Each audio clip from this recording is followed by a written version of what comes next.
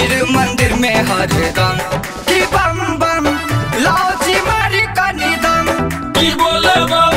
कहाँ छे गाजा चिलम की बम बम लौजी मारी कनी दम पी के भांग गाजा पीबी चिलम बोल बम चलल कवरिया कोनो निगम बोल बम भीड़ मंदिर में हरदम की बम बम लौजी मारी कनी दम की बोले बम कहाँ छे गाजा चिलम की बम बम लौजी मारी कनी दम बोल बम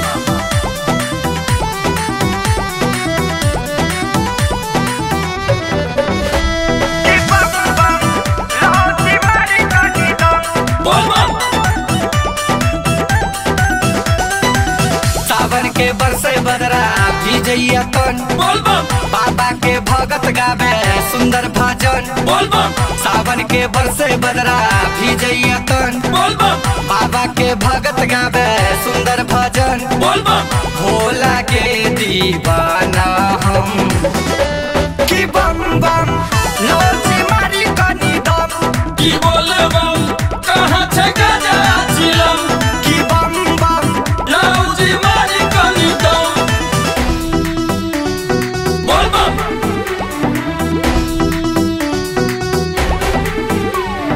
बोल बम आपने सुन रहे थे MM प्रोडक्शन प्रस्तुति। की बम बम लौजी मारी कनी दम बढ़ल चल हो बम रुके कदम बोल बम बाबा के महिमा भारी बोला बोल बम बोल बम बढ़ल चल हो बम रुके कदम बोल बम बाबा के महिमा भारी बोला बोल बम बोल बम बाबा सत्यम शिवम सुंदरम की बम बम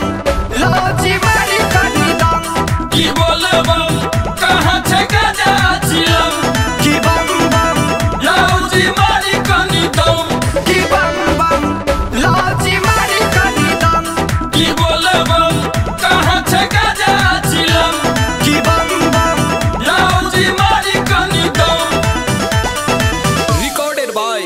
MMP Studio Madhubani।